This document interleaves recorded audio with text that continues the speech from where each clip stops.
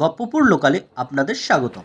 গপ্পপুর লোকালের আজকের নিবেদন কবিগুরু রবীন্দ্রনাথ ঠাকুরের হাসির নাটক সূক্ষ্ম বিচার, যেখানে দুই ব্যক্তির কথোপকথনের মারপ্যাচে এক ব্যক্তি মর্মাহত। প্রধান চরিত্রে চণ্ডীচরণ ও কেবলরাম। গন্তব্য স্টেশন গপ্পপুর। পরবর্তী স্টেশন গপ্পপুর। সকল যাত্রীদের উদ্দেশ্যে জানানো হচ্ছে, পুরো গল্পটি শুনে মন্তব্য এবং উৎসাহ প্রদান করার জন্য অনুরোধ করা হচ্ছে। মশাই ভালো আছেন? ভালো আছেন মানে কি? অর্থাৎ সুস্থ আছেন? স্বাস্থ্য কাকে বলে? আমি জিজ্ঞাসা করেছিলাম মহাশয়ের শরীর গতিক। তবে তাই বলো, আমার শরীর কেমন আছে জানতে চাও? তবে কেন জিজ্ঞাসা করছিলে আমি কেমন আছি? আমি কেমন আছি তা আর আমার শরীর কেমন আছে এ কথা কি এক? আমি কে আগে সেইটা বলো। আগে আপনি তো চণ্ডীচরণ বাবু। সে বিষয়ে গুরুতর তর্ক উঠতে পারে। তর্ক কেন উঠবে? আপনি বরঞ্চ আপনার পিতা ঠাকুরটাকে জিজ্ঞাসা করবেন। নাম জিনিসটা কি? নাম কাকে বলে? নাম হচ্ছে মানুষের পরিচয়ের। তার নাম কি কেবল মানুষেরই আছে, অন্য প্রাণীর নেই? ঠিক কথা, মানুষ এবং অন্যান্য প্রাণীর। কেবল মানুষ ও প্রাণী ছাড়া আর কিছুর নাম নেই? তবে বস্তু চেনার উপায় কি? ঠিক বটে, মানুষ, প্রাণী, বস্তু। শব্দ, স্বাদ, বর্ণ, অবস্তুর কি নাম নেই? তাও বটে, মানুষ, প্রাণী, বস্তু, স্বাদ, বর্ণ প্রভৃতি অবস্তু এবং আবার এবং আমাদের মনোবৃত্তি ও হৃদয়বৃত্তির, এবং অন্তর ও বাইরের যাবতীয় পরিবর্তনের ও ভিন্ন ভিন্ন অবস্থার। এবং এবং না বললে আপনার এইখানে কি একটা ইত্যাদি লাগানো যায় না মশাই? আচ্ছা বেশ, এখন সমস্তটা কি হলো বলো তো, কথাটা পরিষ্কার হয়ে যাক। পরিষ্কার হবে কিনা বলতে পারি নে, চেষ্টা করি। নাম হচ্ছে মানুষের এবং অবস্তুর, না বস্তু এবং অবস্তু এবং বাইরে ও অন্তরের যাবতীয় হৃদয়বৃত্তি, মনোবৃত্তি, যাবতীয় ভিন্ন ভিন্ন কিংবা পরিবর্তন ও অবস্থার ভিন্ন ভিন্ন যাবতীয়। এ কি মুশকিল হরে বাবা, এত গুছিয়ে উঠতে পারিনি। এই কথায় মানুষের ও এবং প্রাণী এবং কি মানুষের এবং প্রাণীর ইত্যাদি পরিচয়ের উপায়। এ সম্বন্ধেও তর্ক আছে, পরিচয় কাকে বলে? আমি খারুককে বলিনি মশাই, আপনিই বলুন। ভিন্ন ভিন্ন পদার্থের প্রভেদ অবগত হয়ে তাদের স্বতন্ত্র করে জানা, এই ঠিক তো? এছাড়া আর কিছু হতেই পারে না। তাহলে তুমি অস্বীকার করছো না? আগে না। যদি অস্বীকার করো তাহলে এ সম্বন্ধে গুটিকতক তর্ক আছে। না, আমি আর কিছু মাত্র অস্বীকার করছি নে। মনে করো, যদিই করো। আগে না, আমি মনেও করতে চাই নে।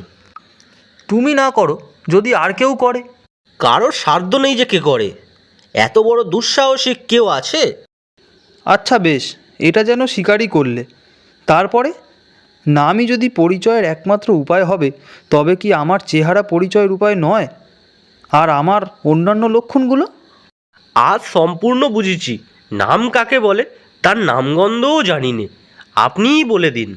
ভাষার দ্বারা স্বতন্ত্র পদার্থের স্বাতন্ত্র্য নির্দিষ্ট করবার একটি কৃত্রিম উপায়কে বলে নামকরণ। যদি অস্বীকার করো? না, আমি অস্বীকার করি নে। কেবল তর্কের অনুরোধেও যদি অস্বীকার করো? তর্কের অনুরোধে কেন, বাবার অনুরোধেও অস্বীকার করতে পারি নে। এর কোনো একটা অংশও যদি অস্বীকার করো? একটি অক্ষরও অস্বীকার করতে পারি নে। এই মনে করো, কৃত্রিম কথাটা সম্বন্ধে নানা তর্ক উঠতে পারে। ঠিক তার উল্টো, এই কথাতেই সকল তর্ক দূর হয়ে যায়। আচ্ছা, তাই যদি হয় তাহলে মীমাংসা করা যাক, আমার নাম কি? মীমাংসা আপনিই করুন, আমার খিদে পেয়েছে। নাম আমার সহস্র আছে, কোনটা তুমি শুনতে চাও? যেটা আপনি সব থেকে পছন্দ করেন। প্রথমে বিচার করতে হবে কিসের সঙ্গে আমার প্রভেদ জানতে চাও। যদি পশুর সঙ্গে আমার প্রভেদ নির্দেশ করতে চাও? আজ্ঞে তা চাইনে। তাহলে আমার নাম মানুষ। যদি শ্বেত পিত পদার্থের সঙ্গে আমার প্রভেদ জানতে চাও, তবে আমার নাম কালো। শ্যামলা।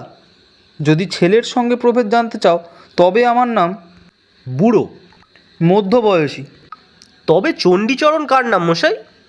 একটি মনুষ্যের মধ্যে, একটি উজ্জ্বল শ্যামবর্ণ মনুষ্য বিশেষের মধ্যে, একটি পূর্ণ পরিণত মনুষ্যের মধ্যে তার জন্মকাল হতে আজ পর্যন্ত যে সকল পরিবর্তন অহরহ সংঘটিত হচ্ছে এবং মৃত্যুকাল পর্যন্ত হবার সম্ভাবনা আছে, সেই পরিবর্তন ও পরিবর্তন সম্ভাবনার কেন্দ্রস্থলে যে একটি সজ্ঞান ঐক্য বিরাজ করছে, তাকেই একদল লোক অর্থাৎ সেই লোকেদের সজ্ঞান ঐক্য চণ্ডীচরণ নামে নির্দেশ করে।